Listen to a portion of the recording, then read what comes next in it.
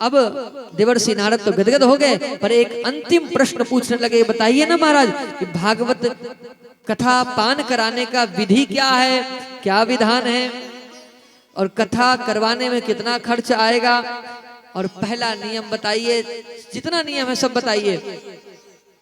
तब शनकादि कहते हैं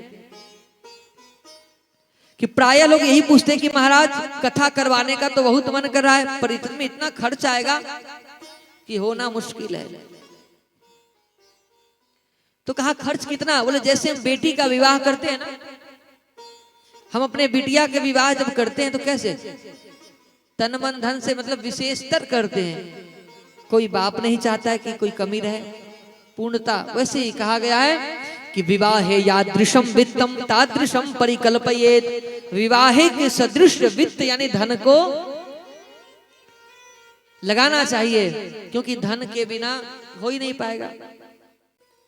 भगवान के पूजा में हर एक वस्तु सामग्री तो धन की आवश्यकता है, और धन से क्या होता है? धर्म। कभी कभी अचानक यह पता चलता है कि भाई वो आदमी हॉस्पिटल में था, 10 लाख खर्च हो गया फिर भी नहीं बचा, 10 लाख खर्च किया 20 लाख, और पता चला कि उसका तो जो प्लेटलेट है वही खत्म हो गया है। धीरे धीरे धीरे धीरे 10,000 5,000 2,000 शून्य पे आया, मामला साफ। पैसा तो खर्च किया पर इंसान नहीं बच पाया। देखिए कहीं हम अच्छे कार्य में लगा देते हैं ना, तो आज नहीं तो कल वो फायदा ही देगा। तो कथा में कहा विवाह शास्त्रम, तो भागवत की कथा क्या है? कहा विवाह जिस तरह से करते हैं कथा यही कह रही है। तो विवाह तो गरीब गुरबे व्यक्ति भी करते हैं, जिनके पास एक टाइम खाने का है वो भी विवाह करते हैं। तो विवाह में वो कितना खर्च करते हैं? तो उस योग्य भी अगर उस स्थिति में भी हो आप, उस गरीब भी, तो आप उसी कैटेगरीज में आप कथा करिए ना।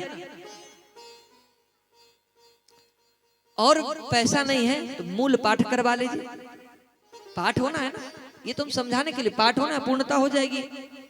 पर कभी धन के अभाव में मेरे भाइयों बहनों बंधुओं, कभी किसी को अगर ये लगे कि हमारे पास पैसा नहीं है, कथा मैं नहीं सुन सकता हूँ, उस दिन मुझे फोन कर लेना, और मैं उस एक फोन पर ही मैं आपके यहाँ आ जाऊंगा। अगर मैं खाली रहूंगा तो ये आश्वासन देता हूँ।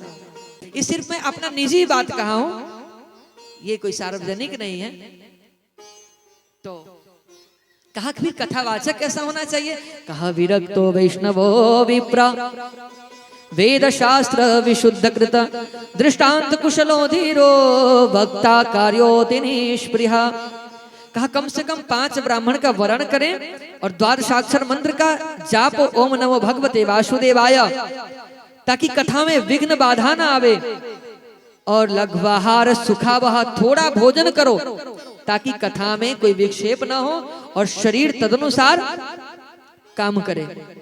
जैसे बालक वृद्ध रोगी, इनके लिए व्रत नहीं है, व्रत उनके लिए जो शरीर से स्वस्थ चल फिर रहे हैं, अनुकूल हैं, उनको व्रत करना चाहिए, ताकि व्रत करेंगे ना तो क्रोध नहीं आएगा, गुस्सा कम है। और कथा वर्ण करेंगे 5 ब्राह्मण का।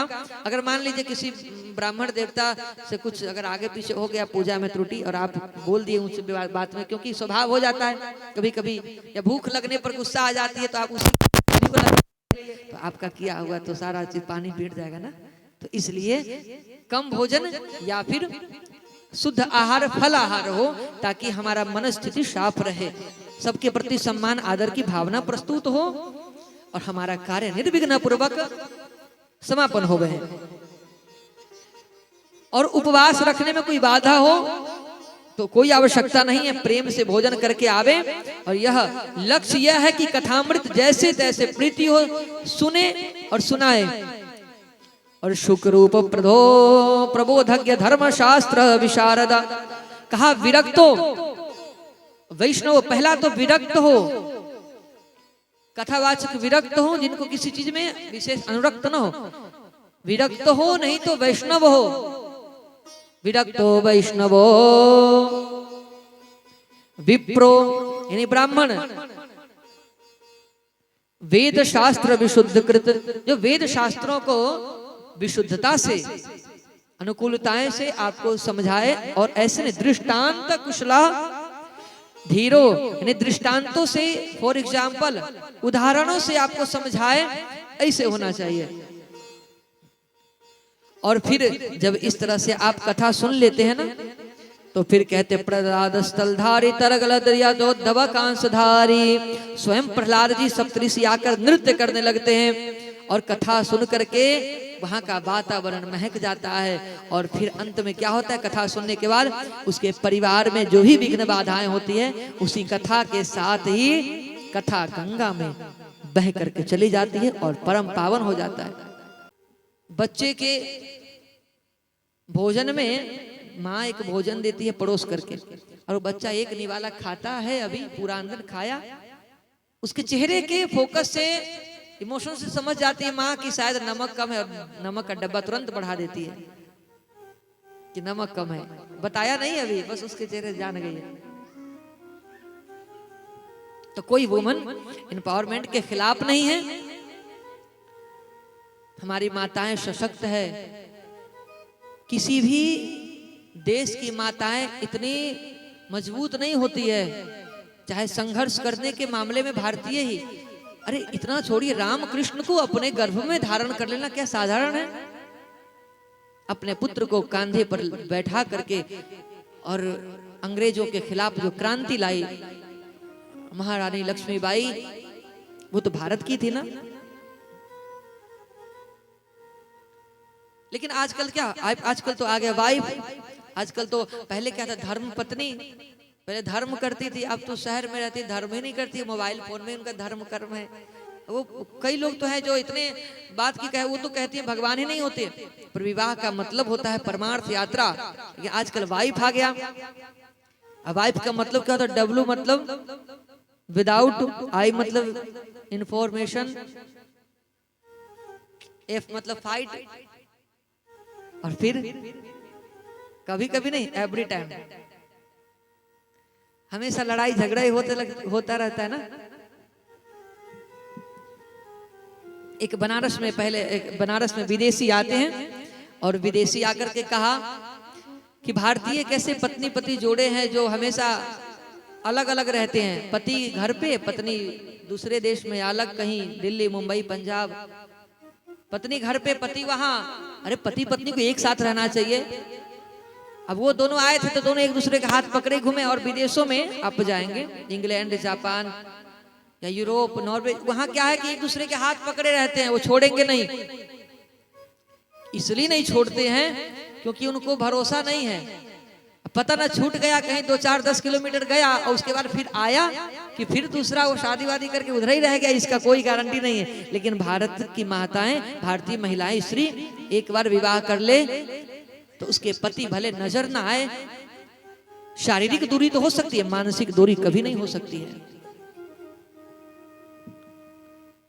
असंभवाम हेम मृगस्य जन्म तथापि राम लुलुभो मृगाया। वाल्मीकि रामायण में कहते हैं कि असंभव है, असंभवामि हेम मृगस्य जन्म तथापि राम लुलोभी मृगाया। अरे असंभव है सोने का हिरण होना, फिर भी राम जी ने उस मृग, सोने के नकली मृग के पीछे लोभ किया, ये जानते हुए भी। तो राम जी ने इसलिए लोभ किया क्योंकि जानकी जी ने विवाह के बाद प्रथम बार राम जी से कुछ मांगी है। तो राम जी ने कहा कि आज पहली बार हमारी पत्नी सीता जानकी ने विवाह के बाद कुछ मांगी है, और मैं जानता हूं कि जो मांग वो मांगी है, वो मांग आर्टिफिशियल है, वो ओरिजिनल हो ही नहीं सकता है, भगवान जानते हैं। लेकिन फिर भी भगवान ने क्यों किया, उस नकली हिरण के पीछे क्यों गए? भगवान इसलिए गए क्योंकि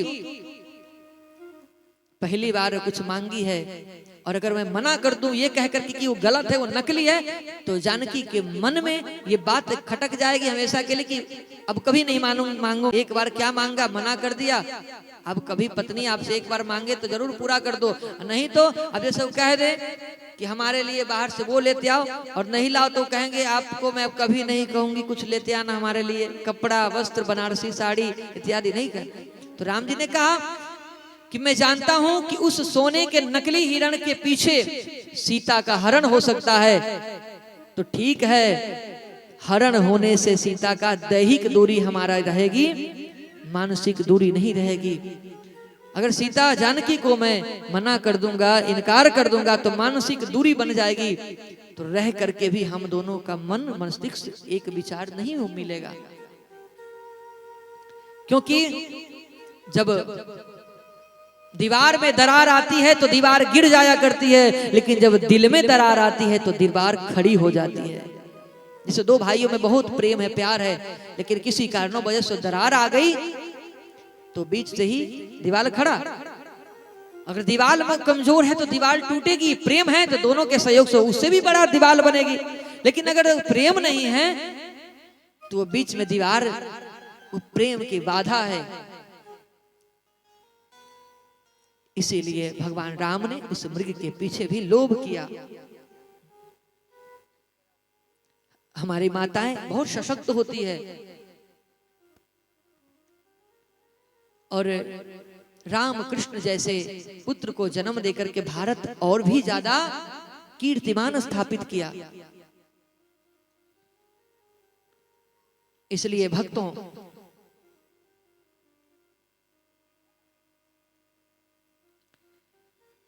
जीवन में अगर किसी का अवलोकन करना है, अगर किसी का नकल करना है, तो उसके चरित्र, सच्चरित्र का करिए, चित्र का नहीं।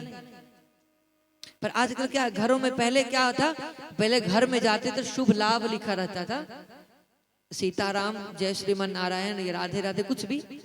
जितने वेलकम में आया तो वो भी ठीक है। अब तो लिखा रहता है कुत्तों से सावधान। जैसे घर में इंसान नहीं, कुत्ते ही रहते हो। अच्छा, कई लोग की ये एक प्रश्न होती है ना कि महाराज जी जूठा खाने से प्रेम बढ़ता है। अब नई नई शादी होकर क्या लाल जोड़े में कहेंगे जूठा खाओ प्रेम आएगी, प्रेम बढ़ेगी। तो हमने कहा भैया हमने तो कभी नहीं देखा कुत्तों में प्रेम। बोले क्यों? बोले वो तो हमेशा जूठा ही खाते हैं कुत्ता, और कभी हमेशा लड़ते झगड़ते रहते, चौराहा हो, गेट के बाहर, कहीं भी। तो जूठा खाने से प्रेम नहीं होता है। जूठा किसका खाना चाहिए? तो गुरु का, पुत्री पिता का, और पत्नी पति का। लेकिन वो उच्छिष्ट भोजन, ये नहीं कि जानबूझ करके हम छोड़ रहे हैं, नहीं, वो प्रसाद स्वरूप मान करके, ऐसा हमारा धर्म ग्रंथ कहता है, शास्त्र कहता है।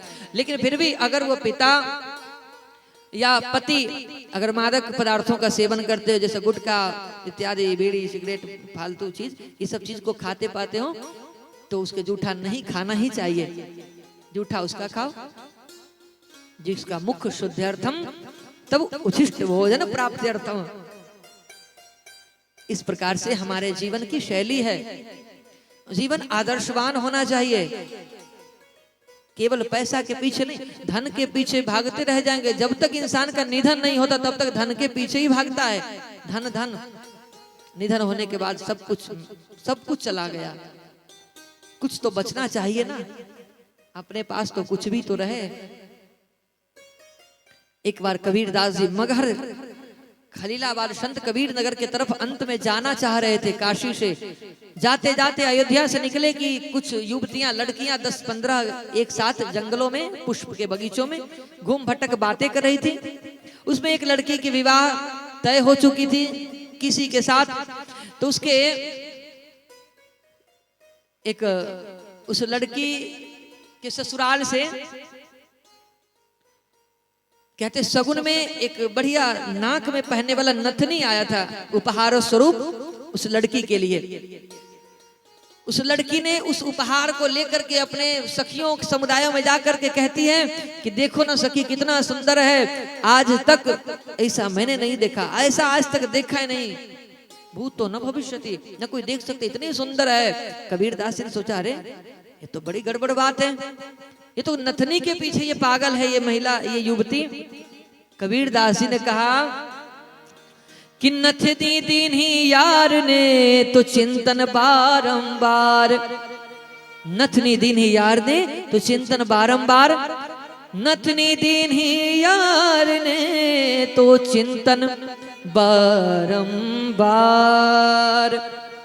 और नाक दियो करतार ने तो उसको दियो बिसार।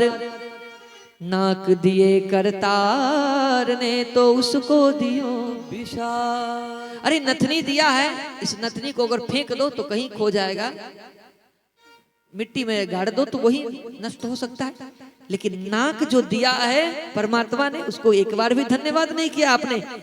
और उसने नाक ना होती आज तो नथनी का क्या करते ही, आज बताओ ना। कबीरदास जी ने पूछा कि नथनी की शोभा इसलिए है हे देवी क्योंकि आपके पास सुंदर नाक है, और भगवान अगर सूर्पनखा बना करके भेजती तब क्या करते? तब तो कहते हमको नथनी नहीं चाहिए, बहुत बेकार लगता है, निगेटिव। अब तो कह रहे बहुत सुंदर, ये सब भगवान ने मुझे दिया है, ये सुंदरता भगवान ने दिया है, और उन्हीं के लिए हमें धन्यवाद भी। सबसे पहले कि भगवान ने 2 हाथ पैर दिए ना, पहनने के लिए कपड़ा, रहने के लिए मकान, खाने के लिए रोटी दिया है, तो सब कुछ है, इससे ज्यादा कुछ क्या चाहिए? बच्चे सुखी रहे परिवार, और दूध पुत्र परिवार से वंचित रहे न कोई, हे ईश्वर सब सुखी हो कोई न रहे दुखारी। बस मैं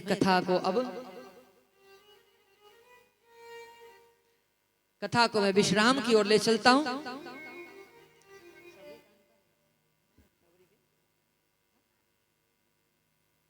तो समीक्षा और प्रतीक्षा और परीक्षा, 3 चीज को आप समझिएगा। परीक्षा कभी भी परमात्मा नहीं करना चाहिए। सती मैया ने परीक्षा करने गई ना राम जी के पास, मुट्ठी भर हो गई लाज के मारे, फिर मुंह न दिखा पाई, और पिता की अग्नि में आकर के जल करके मर गई सती। परीक्षा परमात्मा का कभी नहीं करना चाहिए, और प्रतीक्षा भगवान का करना चाहिए। समीक्षा खुद का करना चाहिए कि हमें क्या करना चाहिए क्या नहीं।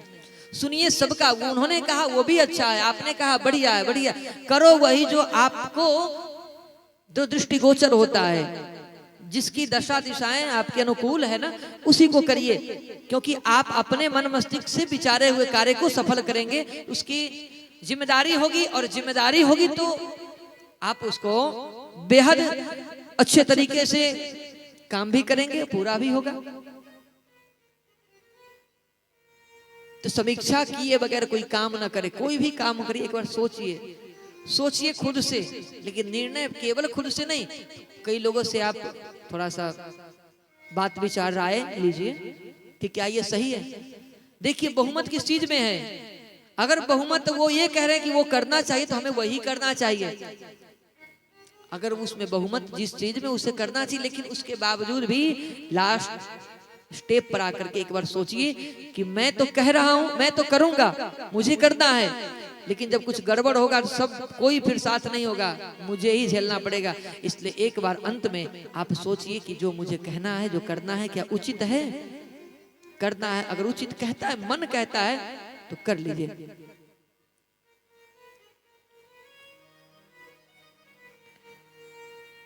तो राम के जीवन में संघर्ष है, और यहाँ सबरी माता के जीवन में प्रतीक्षा है।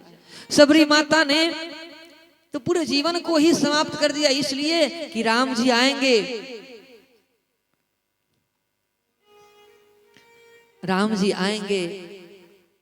मतंग ऋषि ने कह करके गए थे कि जाओ बेटी, हे शबरी मैं तो जा रहा हूं इस शरीर को त्याग करके, लेकिन तुम मत आना मेरे साथ। बोले क्यों? बोले इसलिए क्योंकि तुम्हें भगवान का भजन करना है, राम राम जपना है, सीताराम बोलना है। और इसके बोलने से क्या होगा? तो कहा इसके बोलने से भगवान एक दिन स्वयं तुम्हारे दरवाजे पर आकर खड़े होकर के और कहेंगे कि माता बस करो, अब बहुत हो गया। तुम्हें भगवान के दरवाजा खटखटाना नहीं पड़ेगी, बल्कि भगवान स्वयं आएंगे। और रटते रटते जीवन भी बीत गई, और राम जी आए ना, आए कि नहीं? हमारे जीवन में भी इतना सबरी जैसा प्रेम प्रतीक्षा तो नहीं हो सकता है, फिर भी उनके साथ ही विचार हम अपने मन में लाए, तनिक क्षण भर ही अपने 24 घंटा में 1 घंटा निकालिए, और शांत जगह पर जाकर के वहां पर आप कुछ भी मत कीजिए, आंखें बंद करके शरीर को शांत करके, और वहां पर भगवान का नाम चिंतन करिए।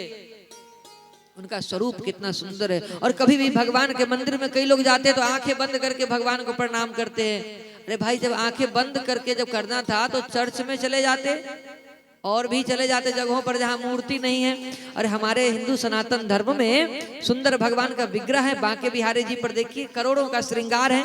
तो इसलिए श्रृंगार तो नहीं किए गए कि आप जाए आंख बंद कर लीजिए, आंखों से नैनों से निहारिए कि नैना निहारे रास्ता आओ प्रीतम प्यारे।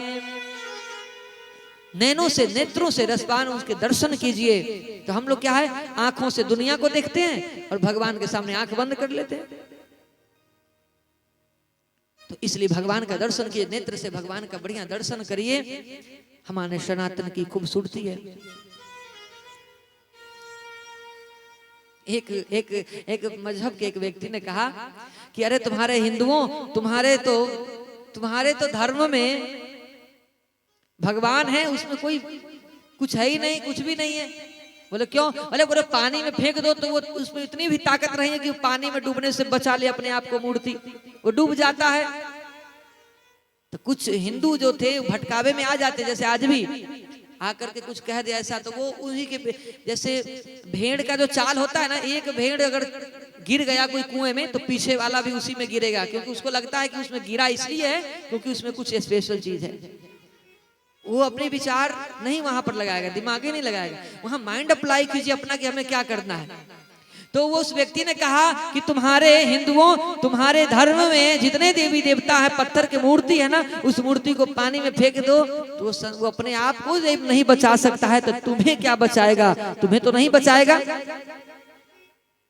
तो वहीं से एक हिंदू सनातन धर्म के एक महात्मा जी, एक सनातनी महात्मा आते हैं और महात्मा जी ने कहा कि अरे इधर आओ, ये किसने कहा कि मूर्ति में ताकत है या नहीं है? वो पानी में रखने से डूब जाती है। तो एक बात ध्यान रखो, हमारे भारत में जल की परीक्षा कहीं भी नहीं लिखा गया है, पानी का परीक्षा कहीं भी नहीं है। हमारे भारत में तो अग्नि परीक्षा हुआ करती है। और इतना हिम्मत है तो तुम अपने भगवान को भी आग में रखो और मैं भी अपने पत्थर की मूर्ति को जलती हुई अंगारे में रखूंगा। जिसकी मूर्ति बचेगी वही श्रेष्ठ होगा।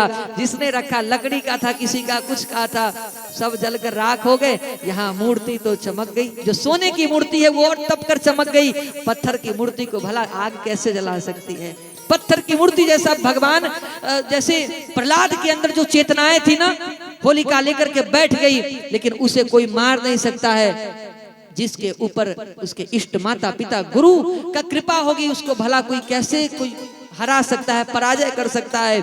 आज आपका परिवार इतना उन्नति किया है, इसके पीछे आपके पूर्वजों की त्याग तपस्या, आपके इस जगह जमीन का फलीभूत, और इस सब के पीछे कर्म योगी होना, संघर्ष करना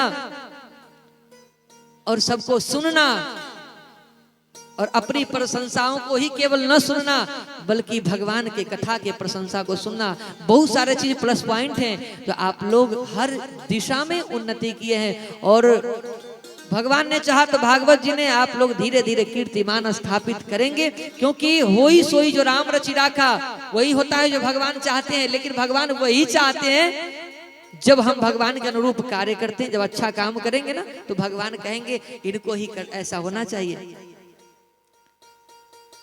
तो शबरी के जीवन में क्या है? प्रतीक्षा है। और राम जी आ गए तो हम भी कोई हड़बड़ाना नहीं, छटपटाना नहीं है। कहा ना, प्रेम में अगर छटपटाहट बेचैनी रहेगी तो वो फिर विपत्ति ला करके खड़ा कर देगी। ऐसी जगह पर जहां भटक जाओगे मन ही खराब हो जाएगा, कुछ दिमाग ही नहीं काम करेगा, नर्वस हो जाओ। इसलिए एक ही बात कहना है कि शबरी के जैसे प्रतीक्षा हो। रामा रामा रटते रटते बीती रे उमरिया, रामा रामा रटते रटते बीती रे उमरिया। रघुकुल नंदन कब आओगे, रघुकुल नंदन कब आओगे, भीलन की टगरिया। रामा रामा रटते रटते बीती रे उमरिया, रामा रामा रटते रटते।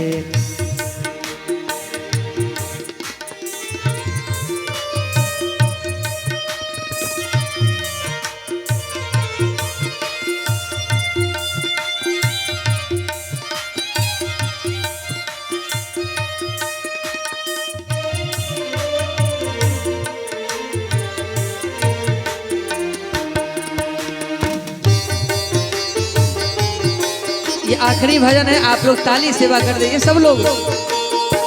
रामा रामा रटते रटते मैं शबरी भिलनी की जाई, भजन भाव नहीं जानू रे, भजन भाव नहीं जानू रे।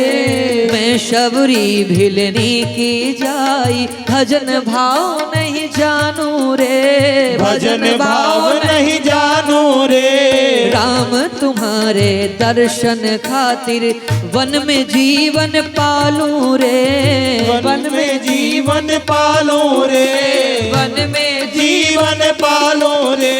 चरण कमल से निर्मल कर दो, चरण कमल से निर्मल कर दो। दासी की झोपड़िया रामा रामा रटते रटते सभी लोग ताली बजाते हुए। रे ओ मरिया। माता जी लोग, आप लोग भी, पीछे वाले जितने भी हैं भैया, सब लोग मिलकर के ताली बजाइए। मरिया रामा रामा रटते बीती रे ओ मरिया।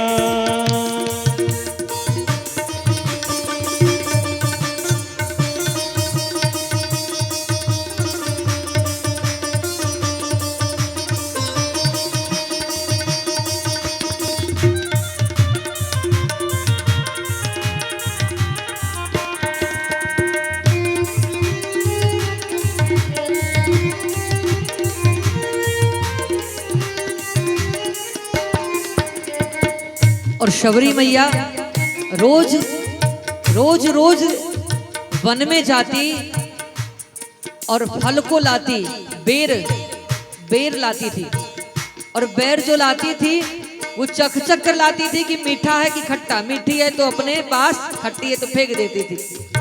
और इतना विश्वास था उन्हें, ये एक्चुअली शबरी माता को ये पता नहीं था कि भगवान को जूठा भोग नहीं लगाना चाहिए। वो केवल भक्ति जानती थी कि भक्ति ही सब कुछ है, इसीलिए भगवान आए। तो आपका मन जो कहता है ना, अपराध हो जाए तो अपराध किससे नहीं होता है। गलती हम करेंगे, हम तो इंसान हैं, पर माफ करना प्रभु आपका काम है। हमसे गलती हो जाए तो स्वीकार कर लीजिए कि प्रभु हमसे गलती हो गई है किसी भी चीज में, पर गलती होने के बाद भी आप स्वीकार करने से डरते हैं तो आप अपराधी है, भगवता अपराध लग जाएगी। तो सवेरे सवेरे, रोज सवेरे वन में जाकर फल को चुन चुन लाती है, फल को चुन चुन लाती है। अरे रोज सवेरे वन में जाकर चुन चुन कर फल लाऊंगी, चुन चुन कर फल लाऊंगी। अपने प्रभु के खातिर रख के प्रेम से भोग लगाऊंगी, प्रेम से भोग लगाऊंगी। मीठे मीठे बेरन की, मीठे मीठे बेरन की भरी लाई में झावरिया। रामा रामा रटते रटते तेरे उमरिया, रामा रामा रटते रटते तेरे उमरिया। रामा रामा रटते रटते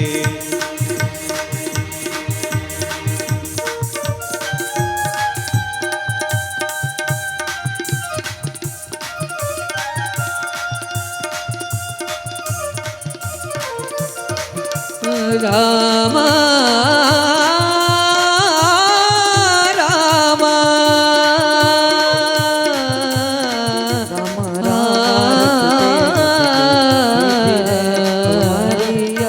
रामा रामा श्याम सलोनी मूरत मोहिनी नैनन बीच बसाऊंगी, मैं तो नैनन बीच बसाऊंगी। श्याम सलोनी मोहिनी मूरत नैनन बीच बसाऊंगी, नैनन बीच बसाऊंगी। पद पंकज की रज धर मस्तक जीवन सफल बनाऊंगी, जीवन सफल बनाऊंगी। अब क्या प्रभु जी भूल गए हो, अब क्या प्रभु जी भूल गए हो और दासी की डगरिया रामा रामा रटते रटते बीती रे उमरिया रामा रामा रटते रटते बीती रे उमरिया। रघुकुल नंदन कब आओगे, रघुकुल नंदन कब आओगे, भिलनी की डगरिया रामा रामा रटते रटते बीती रे बीती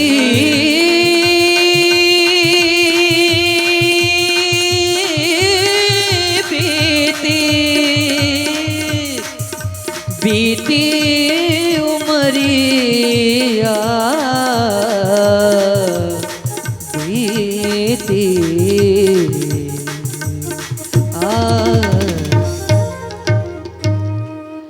बोले बांके बिहारी लाल की जय।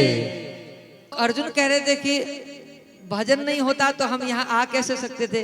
तो श्रीमान अजीत जी हैं, इन्होंने पहले भजन ही हम लोगों का रिकॉर्ड किए, लाइव किए अपने चैनल के माध्यम से। अयोध्या में प्रथम बार मुलाकात हुई थी 2-3 साल पूर्व, और फिर तब से अब वो तो हमारे आश्रम में आए, वहां हम आश्रम में इनको बुलाए, और उसका देखिए फलस्वरूप हमको अपने घर बुला लिए। हम तो बुलाए 2 ही घंटे के लिए, नहीं बुलाए 2 घंटे के लिए, तो उनके पास कम समय था, लेकिन हम देखिए 7 दिन डेरा डाले रहेंगे, कहीं हिलेंगे ना डूलेंगे, और बढ़िया आनंद चकाचक भोजन करते रहो, भजन करो और आनंद ले, है ना। तो ये होता है कम समय के सत्संगति का असर, ये होता है। अयोध्या में भजन किए और यहाँ पूरा भजन के आगे भंडारे लेकर चले आए।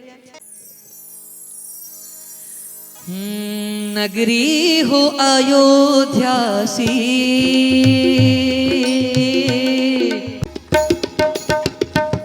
नगरी हो अयोध्या सी, रघुकुल सा घराना हो, नगरी हो अयोध्या सी, रघुकुल सा घराना हो, चरण हो राघव के जहाँ मेरा ठिकाना हो, चरण हो राघव के जहाँ मेरा ठिकाना हो त्याग भरत जैसी सीता सी नारी हो त्याग भरत जैसी सीता सी नारी हो,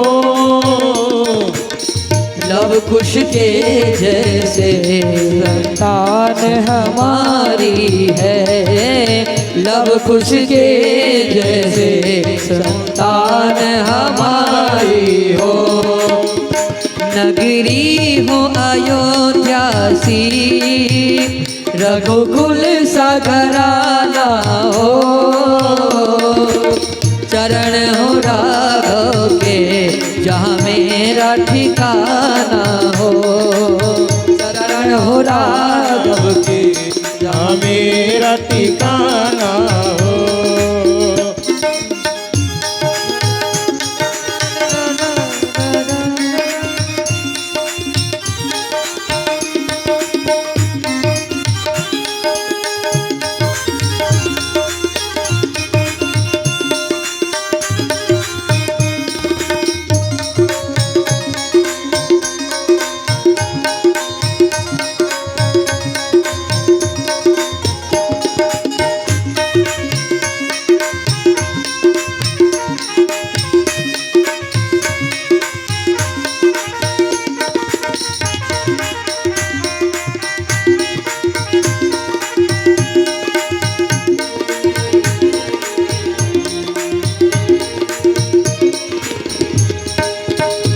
सरयू का किनारा हो, सरयू का किनारा हो, निर्मल जल धारा हो, निर्मल जल धारा हो, ओ सरयू का किनारा हो, निर्मल जल धारा हो, और दर्श मुझे भगवन हर घड़ी तुम्हारा हो। दर्श मुझे भगवन हर घड़ी तुम्हारा हो। श्रद्धा हो श्रवण जैसी शबरी सी भक्ति हो, और हनुमत के जैसी श्रद्धा और शक्ति हो। हनुमत के जैसी निष्ठा और शक्ति हो। श्रद्धा हो श्रवण जैसी शबरी सी भक्ति हो।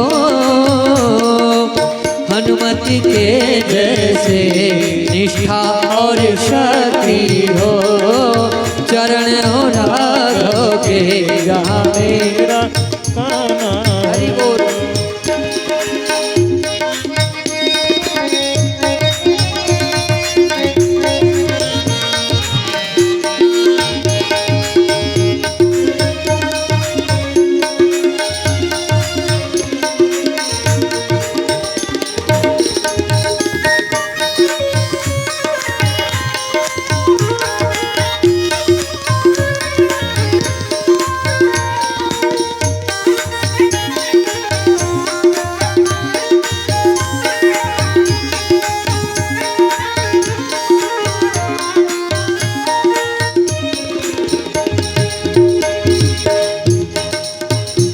कौशल्या माये हो, लक्ष्मण सा भाई हो।